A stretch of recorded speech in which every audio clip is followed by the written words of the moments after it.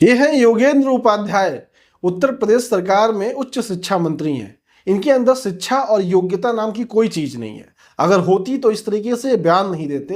हो सकता है किसी की कृपा पात्र हो, इसलिए उच्च शिक्षा मंत्री बन गए हैं। मगर कहना इनका क्या है और कितना घटिया कहना है वो पहले आप सुन लीजिए।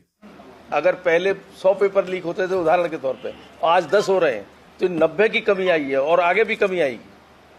तो आपने सुना मंत्री जी ने कितना घटिया बयान दिया है, और हैं उच्च शिक्षा मंत्री।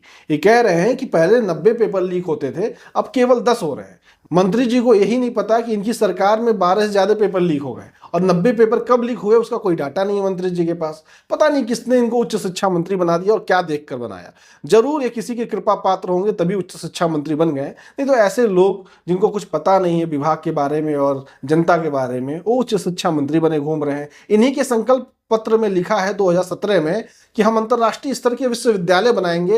हो सकता है कि मंत्री जी आज तक खोल के पढ़े भी नहीं होंगे, लेकिन मैं कह रहा हूं एक बार अपना संकल्प पत्र 2017 का खोल के पढ़ लीजिए। उसमें आपने लिखा है कि हम विश्व स्तर का विश्वविद्यालय बनाएंगे। आज तक आपने उसकी जमीन तक नहीं खरीदी और ज्ञान आप दे रहे हैं जनता को। तो आपसे मैं मंत्री जी ये कहना चाहता हूं, कॉमन सेंस नाम की कुछ चीज होती है, उसका थोड़ा इस्तेमाल कीजिए। आपके सरकार में कितने पेपर लीक हुए हैं और क्यों हुए हैं और उसमें किसको सजा मिली, जरा उसका लेखा जोखा बता दीजिए। आप इस तरीके का अगर बयान देंगे तो लोग आपको क्या समझेंगे वो आप भी जानते हैं और हम भी जानते हैं। मगर उसके आगे आपने क्या बयान दिया है वो तो उससे भी ज्यादा घटिया है। मंत्री जिम्मेदार नहीं है। जो अच्छा दाढ़ी वाला मर्डर करे मूछ वाला पकड़ा जाए, ये तो नहीं चलेगा।